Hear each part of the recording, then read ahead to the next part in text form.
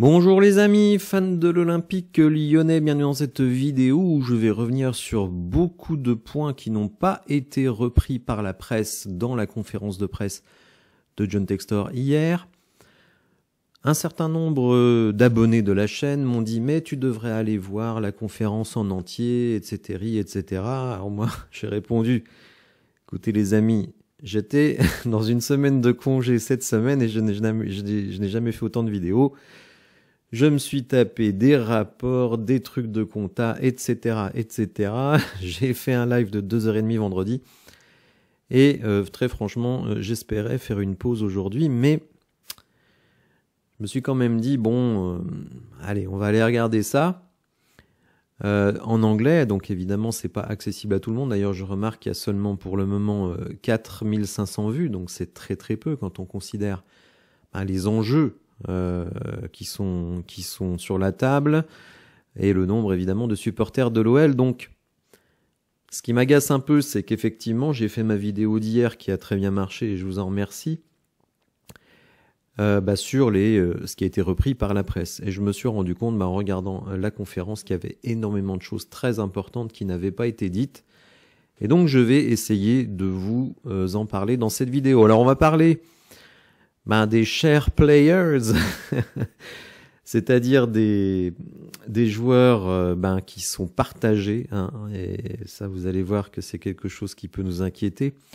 Le projet Huxley, et oui, ça je pense que vous l'avez lu absolument nulle part, et donc c'est sur ma chaîne que vous allez le découvrir, et vous allez comprendre ce que c'est. John Textor n'a pas parlé directement de Romain Molina, mais il a fait référence à Maura Molina en l'appelant le Twitter guy. Et vous allez voir un peu ce qu'il lui reproche. On a parlé également d'Arès, parce qu'évidemment beaucoup de gens se posent la question sur Arès. Moi j'ai l'habitude de dire, mais Arès n'est pas directement lié à l'Olympique lyonnais. Donc quand beaucoup de gens voient Arès virer Textor pour prendre les rênes de l'Olympique lyonnais, on n'en est pas du tout là. Et pour ceux qui pensent que Textor va vendre le club, eh bien, croyez-moi, ce n'est pas du tout ses intentions. Il croit en son business. Il nous a parlé également, évidemment, de la DNCG, mais en fait, pas tellement dans les termes qui ont été repris par les journalistes. Là encore, il y a une sorte d'incompréhension. Et il nous a parlé de l'introduction en bourse. Pour tout vous dire, il a fallu attendre 1h56 pour avoir une vraie question intéressante, mais évidemment, j'en parlerai en fin de rapport sur ce qui a été dit. Alors commençons par le projet Huxley, parce que c'est quelque chose d'extrêmement important. On apprend, c'est quelque chose vraiment, je pense que vous n'avez lu absolument nulle part, eh bien qu'en 2023, fin 2023, je crois que c'est octobre, eh bien, les associés de l'OL et du groupe Eagle Football Holding, eh bien, avaient décidé de regrouper toutes les structures de d'Eagle Football Group Holding, pardon, c'est pas facile vu qu'il y a le même nom. Donc Eagle Football Holding, c'est ce qui détient Olympique Lyonnais, Botafogo, etc. Donc en fait, Botafogo, les parts de Crystal Palace, Molenbeek, eh bien tout ça devrait être regroupé à l'intérieur de l'Olympique Lyonnais. Ça avait été voté, il y avait eu donc un accord. Donc en fait aujourd'hui l'Olympique Lyonnais devrait détenir Botafogo, Crystal Palace, enfin les 45,3% de Crystal Palace et Molenbeek. Et en fait qu'est-ce que c'est l'idée? Eh bien en fait c'est de centraliser tout dans un endroit. Alors ce projet d'une certaine manière, donc il n'a pas été matérialisé. Textor a pensé que dès lors qu'on était sur une structure multinationale, il fallait la mettre en holding, donc au-dessus de l'Olympique Lyonnais. Et donc cette holding, Eagle Football Holding, eh bien, se trouve en Angleterre. Donc elle possède Botafogo, Crystal Palace, enfin les parts de Crystal Palace, l'OL et Molenbeek. John Textor nous parle aussi d'entreprises de divertissement, mais personne ne l'interroge là-dessus. En fait, je suis super frustré parce que effectivement, les journalistes n'ont pas eu beaucoup de temps pour s'exprimer, puisque il a parlé en gros pendant plus d'1h20, voire plus d'1h40, pardon, et il y a eu 20 minutes pour les journalistes, donc il y a eu 5 ou 6 questions, pas plus. L'idée c'est quoi? Et ça, par contre, c'est assez inquiétant pour nous. Eh ben, c'est de considérer qu'effectivement, l'Olympique Lyonnais, Botafogo, Molenbeek et les parts de Crystal Palace. Tout ça font partie d'un seul et même groupe. Ce qui veut dire, parce qu'il faut comprendre là où ça nous mène. Alors, d'une certaine manière, dans un premier temps, ça va peut-être nous profiter, puisque les ventes de Botafogo vont aller dans un pot commun. Donc il dit, voilà, les joueurs que je vais vendre à Botafogo, ça va aller dans un pot commun. Si c'est l'OL qui en a besoin, je file le pognon à l'OL. Si c'est Molenbeek, je file à Molenbeek. Idem pour les parts de Crystal Palace, je mets tout ça dans un pot commun. Et si on en a besoin à l'Olympique Lyonnais, on en mettra à l'Olympique Lyonnais, etc. Bon. Mais alors évidemment, il faut voir l'inverse. C'est-à-dire qu'effectivement, il se trouve qu'à l'instant T, Botafogo a des joueurs qui ont de la valeur. Mais quand on va vous dire, on va vendre Malik Fofana pour, je donne un chiffre élevé pour, on va dire, bien faire comprendre l'idée. Quand on va vendre Malik Fofana pour 50 millions, ces 50 millions n'iront pas pour l'Olympique Lyonnais. Ils iront dans la holding Eagle Football. Et si c'est Botafogo qui a besoin des thunes, eh ben, on donne les thunes à Botafogo. Si c'est Molenbeek, on donne à Molenbeek. Donc, vous voyez, moi, j'aimerais bien, mais bon, je comprends que ce n'est pas du tout le paradigme de Monsieur Textor, que de garder les valeurs dans les clubs qui ont produit ces mêmes valeurs. Lui, il raisonne groupe. Comme beaucoup de capitalistes, c'est quelqu'un qui a une vision mondiale, mais seulement je pense qu'il ne comprend pas qu'il va se heurter à des régionalismes, et c'est tout à fait normal. Sans vouloir faire de politique, on voit quand même que de plus en plus, les internationalistes sont battus par des locaux, des nationalistes, tout ce que vous voulez. Ça veut dire aussi que les gens ont besoin de protéger leur identité. Et ce que veut faire John Textor, c'est éliminer totalement l'identité des clubs pour que tout soit dans son groupe. Alors, est-ce que ça va passer auprès des supporters? Parce que imaginez-vous là que donc les joueurs qui vont être vendus du côté de Botafogo, l'argent va aller dans un pot commun et va revenir vers l'Olympique Lyonnais. Je suis pas sûr que ça leur plaise beaucoup, déjà parce qu'ils perdent le joueur, et en plus, ils n'ont pas l'argent qui vient en retour. Idem, si on fait des ventes au mois de janvier, ces ventes iront dans un pot commun. Il se trouve que là, à l'heure actuelle, c'est l'OL qui en a besoin, mais par exemple, l'année prochaine, ce sera peut-être Botafogo, et donc là, la vente de l'argent des joueurs de l'OL partira à Botafogo. Donc, je suis pas sûr que les supporters soient très fans de cette évolution. Alors, il a beaucoup abordé la manière dont la DNCG et les commissaires aux comptes, d'ailleurs, ont abordé ce que lui a présenté. Et il dit que ce soit la DNCG, que ce soit les commissaires aux comptes, ils n'ont qu'une vision locale de l'Olympique Lyonnais, mais ils ne voient pas l'ensemble du groupe. Et si on fait l'ensemble du groupe, on a comme valeur potentielle, comme cash potentiel, la vente des parts de Crystal Palace, la vente de joueurs de Botafogo, des revenus dont on ne sait pas trop où, des boîtes d'entertainment et je ne sais pas quoi, mais personne ne l'interroge là-dessus. Donc à chaque fois, il parle de ces entreprises d'entertainment, mais on ne sait pas de quoi il parle. Bon, bref. Donc voilà. On lui dit il dit aussi que l'introduction en bourse a été présentée à la DNCG et que la DNCG aurait pris des experts qui ne croient pas au succès de cette introduction en bourse. Donc l'argent qu'il compte récupérer à l'introduction en bourse, la DNCG l'a écarté. Et donc lui il dit, le commissaire aux comptes aussi d'ailleurs, il dit mais c'est pas des spécialistes, ils comprennent rien. Moi je suis en train de monter un dossier. Les plus grandes banques mondiales d'investissement ont signé le document d'introduction à la bourse de New York parce qu'ils comprennent comment ça marche, mais la DNCG ne comprend pas, le commissaire aux comptes ne comprend pas. Si ces grandes banques-là me font confiance, c'est parce qu'elles croient au projet, etc., etc. Donc lui, évidemment, il croit à son introduction en bourse.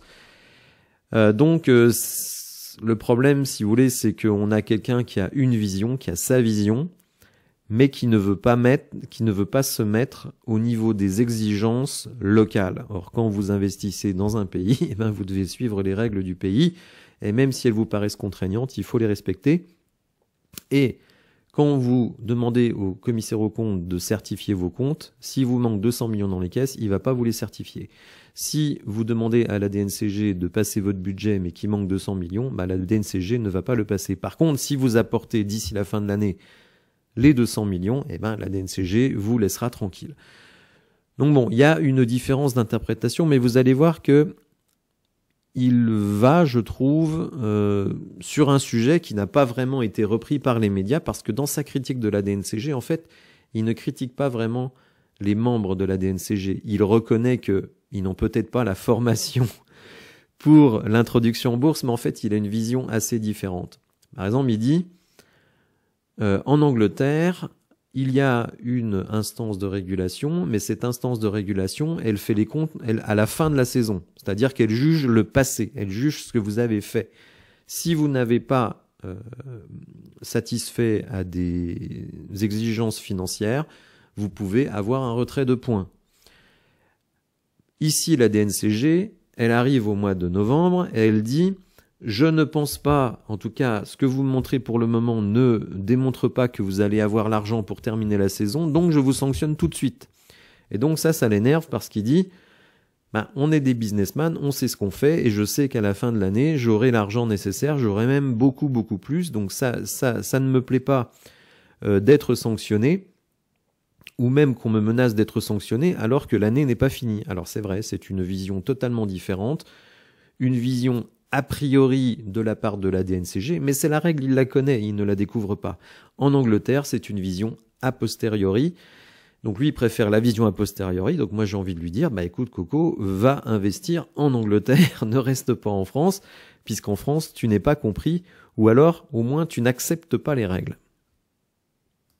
Alors, sur les transferts, on lui dit, est-ce que les décisions de la DNCG vont dicter votre mercato? Il dit non, pas du tout. Ryan Cherki, si il veut partir, il partira, mais ce n'est pas notre but de faire partir Ryan Cherki. Alors ça, je pense que c'est un discours de façade. Il précise néanmoins qu'il y a des joueurs qui devaient partir cet été, donc il y avait déjà Cherki et Maxence Cacré. Finalement, ils sont restés, considérant que leur situation était meilleure à l'OL, et que peut-être ils vont changer d'avis. Donc peut-être que Cacré, qui désormais est sorti de l'équipe, s'il a une proposition, il partira. Mais comme je le dis toujours, les joueurs moyens plus comme Cacré avec des salaires de stars, c'est très difficile de les recaser parce qu'ils ont un salaire tellement élevé que vous ne pouvez pas les mettre en Espagne, vous ne pouvez pas les mettre en Italie, vous ne pouvez pas les mettre en Allemagne parce que c'est beaucoup trop cher. Vous pouvez les mettre uniquement en Angleterre, mais est-ce que Cacré, il a le niveau pour jouer en Première Ligue? Ça, c'est toute la question. Et je pense que beaucoup répondront non. Donc voilà, lui... Voilà, il dit non, mais ce qui se passe aujourd'hui, c'est qu'on a une valeur d'effectif trop importante. On a 29 joueurs, donc il y a des joueurs qui ont de la valeur, mais qui jouent pas. Donc ces joueurs-là, faudra peut-être penser à les faire partir. Donc j'inclus dans le lot peut-être Mamadou Diawara, qui avait une proposition en Écosse, je crois, d'une dizaine de millions. Bon, il ne joue pas du tout, Mamadou Diawara, donc pourquoi ne pas voir Mamadou Diawara partir au mois de janvier? Donc, ce qui est intéressant aussi, c'est sur Crystal Palace, puisqu'il dit Crystal Palace, effectivement, j'ai 4 offres pour le moment, on espère plus de 200 millions. Vous voyez qu'il y a quelques semaines, on était à 270, donc on est à 200 millions. Et donc, il dit, si mon introduction en bourse se passe bien, je ne toucherai pas à l'argent de Crystal Palace, elle ira simplement dans la holding pour réduire l'endettement de la holding. Si vous voulez comprendre la différence entre l'endettement de l'Olympique Lyonnais et l'endettement de la holding, je vous invite à aller voir ma vidéo FAQ numéro 1. Je vais faire la numéro 2, mais je suis très occupé. Numéro 1, où j'explique justement la différence entre les dettes de l'Olympique Lyonnais et les dettes de la holding de John Textor. Ce n'est pas du tout la même chose, et justement, j'y reviendrai quand on parlera de Ares.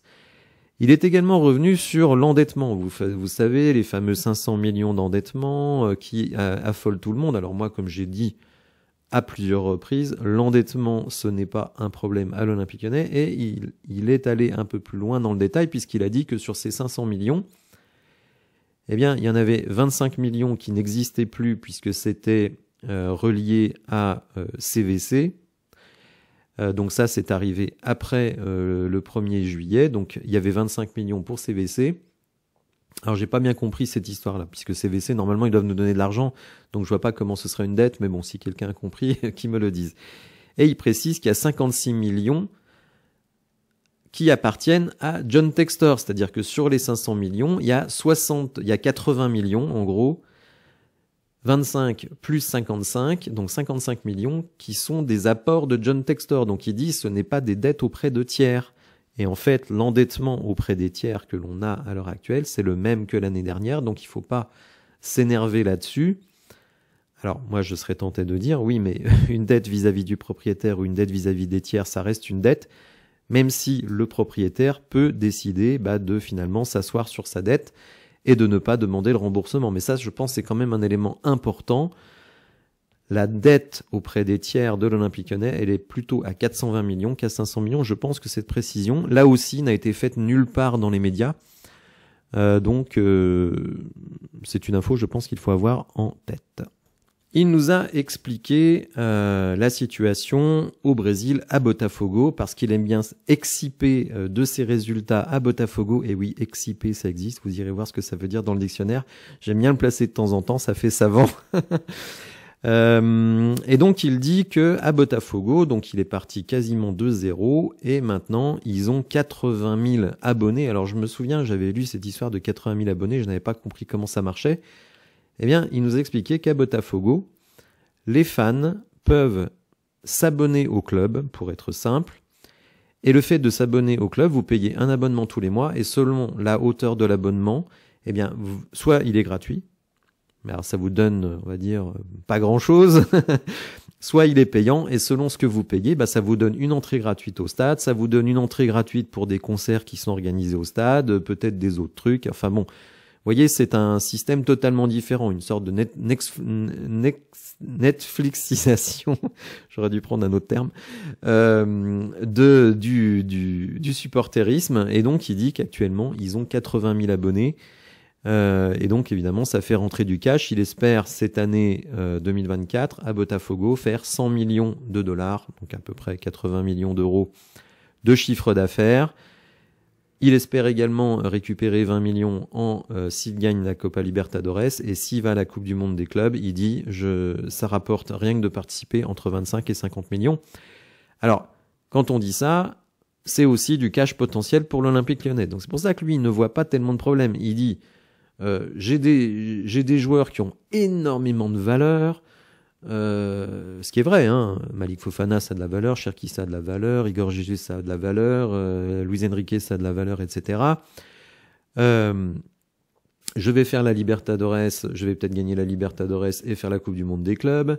Je vais vendre mes parts de Crystal Palace. Il dit du cash, il y en a plein partout. Bah oui, mais c'est au niveau du groupe. Elle, la DNCG, elle veut voir le pognon sur les comptes. Et tant qu'elle voit pas le pognon sur les comptes, pour elle, ça n'existe pas. Ce que je comprends, hein, je ne critique pas, c'est le système, faut l'accepter. Il le dit d'ailleurs, il faut accepter le système. Il dit la DNCG, c'est pas elle qui a fait les règles, d'une certaine manière, elle les subit. Vous voyez, en fait, il attaque pas vraiment la DNCG, il attaque le fonctionnement. Ce fonctionnement, a priori, il dit si au mois de juin, je suis en déficit, je ne peux pas payer, etc., qu'on me sanctionne à ce moment-là, je le comprends, mais pas là au mois de novembre. Donc voilà, alors après, c'est une façon de voir les choses, mais bon, il est bien obligé de se plier à ce que veut faire la législation française. Il a dit aussi, il a placé un petit mot pour Jean-Michel Aulas, qui a construit donc tout ce qui existe à l'Olympique Lyonnais, et il dit l'amélioration de ma relation avec Jean-Michel Aulas, eh bien, a nettement apaisé l'atmosphère au club, et donc il dit on peut travailler dans des conditions sereines. Donc ça, je pense que c'est une bonne chose, tout le monde pourra s'accorder là-dessus. Alors un autre point très important qui a été totalement déformé par la presse, et là je suis assez énervé vis-à-vis de ça, parce que franchement, en plus ce qu'il a dit c'était clair, mais ça a été déformé. Dans la presse, on nous dit l'Olympique Lyonnais veut réduire sa masse salariale de 50 millions. Ce n'est pas du tout ce qu'a dit John Textor. Alors moi aussi, je pense qu'il faut baisser la masse salariale, mais c'est pas du tout ce qu'il a dit. Il a dit si on ne fait rien, c'est-à-dire si on garde exactement la même équipe, avec les départs de joueurs en juin, donc Lacazette notamment, Anthony Lopez s'il part pas au mois de janvier, Tagliafico, etc. Si on ne fait rien, eh bien, on va passer de 128 millions de masse salariale à 74 millions de masse salariale. Alors, il a précisé quand même que dans ces 74, il comptait le départ de Ryan Cherki. Mais il dit aussi qu'il y a 11,6 millions de bonus qui vont être versés sans qu'il nomme Lacazette et Tolisso. Il ne les a pas nommés, mais moi je les nomme. Donc des bonus différés, c'est-à-dire qu'on a dit à ces joueurs, vous avez signé avec un bonus, mais bon, on a comment dire, ah non, il y a peut-être Tagliafico plutôt que Tolisso, puisque Tolisso reste, mais en gros, on leur a dit, on vous doit un bonus, mais on est un peu short au niveau pognon, donc si vous voulez bien attendre la fin de votre contrat pour percevoir cet argent, etc. Donc en fait, il dit, mécaniquement, la masse salariale va baisser de 50 millions. Il dit pas que c'est un objectif de faire baisser la masse salariale, même si effectivement, dans l'absolu, il faut faire baisser la masse salariale. Donc il dit, malgré ces départs de joueurs, on aura donc une masse salariale d'environ 74 millions, mais on aura une super équipe quand même. Hein, il veut pas que les supporters pensent que on va vendre Cherki, on va vendre Fofana, on va vendre Mikotadze, etc., etc., pour arriver à 75 millions. Donc là, je suis assez énervé vis-à-vis des journalistes, bon, globalement, mais spécialement sur ce point-là, parce qu'ils ont retranscrit quelque chose qui n'était pas du tout ce qu'a dit John Textor. Alors après, ce sont des chiffres objectifs, hein, donc ça, c'est pas discutable. Hein, donc il faut aussi retranscrire les choses dans leur réalité. Enfin, il a été interrogé sur Ares en disant, voilà, quel est le rôle de Ares, etc. Et donc, il a bien expliqué donc ce que moi-même je vous avais expliqué dans ma première FAQ sur les finances de l'OL. D'ailleurs, je vous invite à aller, peut-être pas voir l'intégralité de la vidéo, mais au moins le début, parce que pendant à peu près 5-6 minutes, j'explique exactement ce que John Textor a expliqué. En fait, il faut comprendre deux choses. Il y a l'Olympique Lyonnais, qui est une entreprise, j'allais dire indépendante, en fait, qui fonctionne d'une certaine manière et qui effectivement a 500 millions de dettes. J'ai expliqué tout à l'heure que parmi ces 500 millions de dettes, à l'heure d'aujourd'hui, il n'y en avait que 420, entre guillemets, bien entendu, face à des tiers. Donc il y en a 56 détenus par John Textor et 25 qui étaient relatifs à CVC. J'ai pas compris le mécanisme, hein, mais bon. Et donc à ce jour, aujourd'hui, on a 420 millions de dettes auprès de tiers, c'est-à-dire des emprunts. Bien. Ares a prêté à John Textor lui-même quand il a voulu acquérir l'Olympique Lyonnais, c'est-à-dire que Ares ne détient pas directement de part dans l'Olympique Lyonnais. Ares n'a pas prêté directement à l'Olympique Lyonnais. Alors, là, il faut voir un petit peu plus loin, et c'est ce que j'ai dit aussi dans toutes mes vidéos. Ares, quand il vous donne, que vous êtes John Textor, qui vous donne 400 millions d'euros, ils veulent ce qu'on appelle une garantie.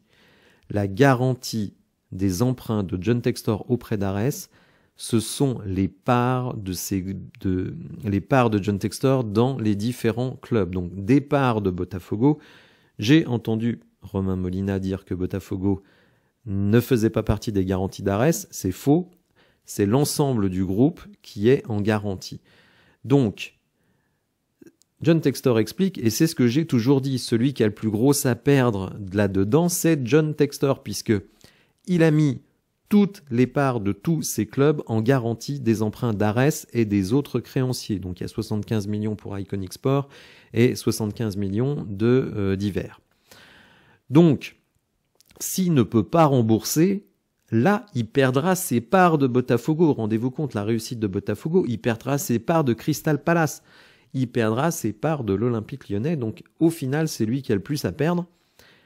Et donc, le défaut d'Eagle Football de rembourser Ares ne concerne pas directement l'Olympique Lyonnais. Par contre, c'est vrai que si Textor n'arrive pas à rembourser Ares, il faut savoir quand même qu'il a emprunté à un taux de 13%, même s'il lui dit que c'est un taux qui est normal.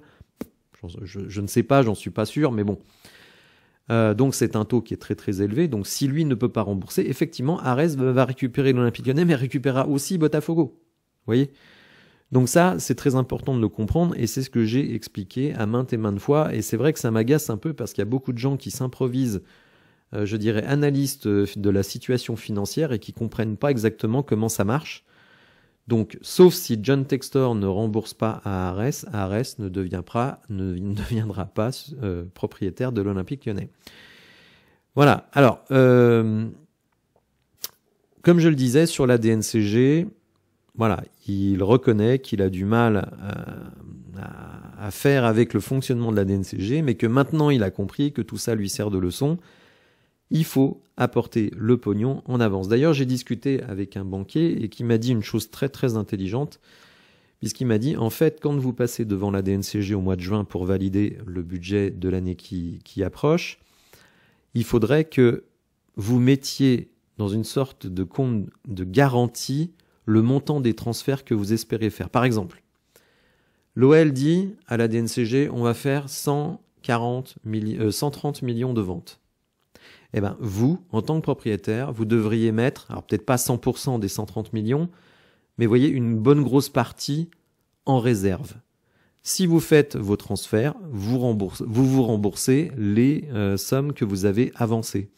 Mais il faudrait cette garantie, et je trouve que c'est une très bonne idée, qu'il faudrait mettre en application.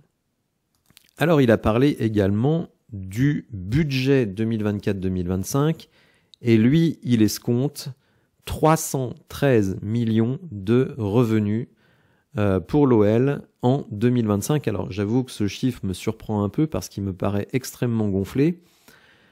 Pour tout vous dire, je n'ai pas fait de vidéo là-dessus parce que je suis vraiment débordé. Les résultats du premier trimestre ont été publiés. Donc, juillet, août, septembre 2024. Pour le moment, si on se fie à ces chiffres, donc on a fait 66 millions de revenus, mais dans ces 66 millions, vous avez 39 millions de mercato. Donc évidemment, alors sur les revenus, on va dire attendus récurrents, je crois qu'on est à 35 millions, quelque chose comme ça. Les chiffres ne matchent pas. J'ai dit 39 millions pour le mercato. Non, je crois que c'est moins le mercato. C'est pas 39 millions, c'est moins que ça. Parce qu'en fait, tout n'a pas été payé. Pour résumer, jusqu'à présent, les revenus réalisés par l'Olympique Lyonnais hors transfert, c'est 36 millions on va dire 35 pour le premier trimestre. Donc si vous multipliez par 4 trimestres, ça fait 140 millions d'euros. Donc il faudra rajouter le mercato, pour l'instant environ 40, ça fait 180. Vous rajoutez éventuellement les revenus de la Coupe d'Europe, allez, 20, vous êtes à 200. Lui, il annonce 313. Alors je ne sais pas d'où ça sort. Est-ce qu'il considère que les apports qu'il va faire en cash rentrent dans ses revenus? Bon, écoutez, c'est peut-être ça, mais en tout cas, moi, je ne sais pas comment il arrive à 313. Dernière chose, et donc comme je l'ai dit tout à l'heure, il a fallu attendre 1h56 pour avoir une question intelligente d'un journaliste qui dit, alors, le bilan 2023-2024, il est bon, tout simplement parce que vous avez vendu beaucoup d'actifs.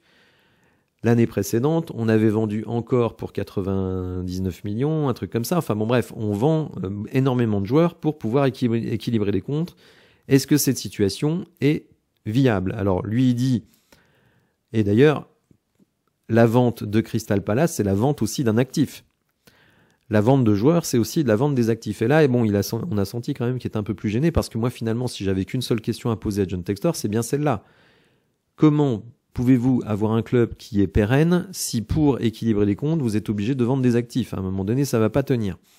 Donc il s'est un peu échappé en disant « Oui, mais bon, j'ai récupéré un gros endettement de la gestion antérieure, donc c'est pour ça que j'ai dû vendre des actifs, l'OL féminin, l'OL Reign, l'Arena, etc. Je veux me concentrer sur l'équipe 1. » Mais là où il s'est un peu dérobé, et malheureusement le journaliste n'a pas vraiment pu le relancer, c'est sur les joueurs, parce que les joueurs, ce sont des actifs. Et une réalité, elle est là, il manque 100 millions dans les caisses tous les ans, et donc il faut vendre des joueurs. Donc, ça, on n'y échappera pas, que ce soit de Botafogo ou de l'Olympique Lyonnais, parce que ceux, malheureusement, de Molenbeek, ils valent pas ces sommes-là. Donc là, c'est quand même, je trouve, une grosse épine dans le pied à laquelle on n'a pas eu de réponse. Bon, voilà les amis, alors, très sincèrement, je comptais pas faire de vidéo là-dessus, mais ça m'a quand même paru nécessaire. 30 minutes, j'approche. Désolé d'avoir coupé votre dimanche. Si vous avez apprécié la vidéo, n'hésitez pas à la liker, à vous abonner à la chaîne, à activer les notifications et je vous dis à bientôt pour de nouvelles infos. Merci, au revoir.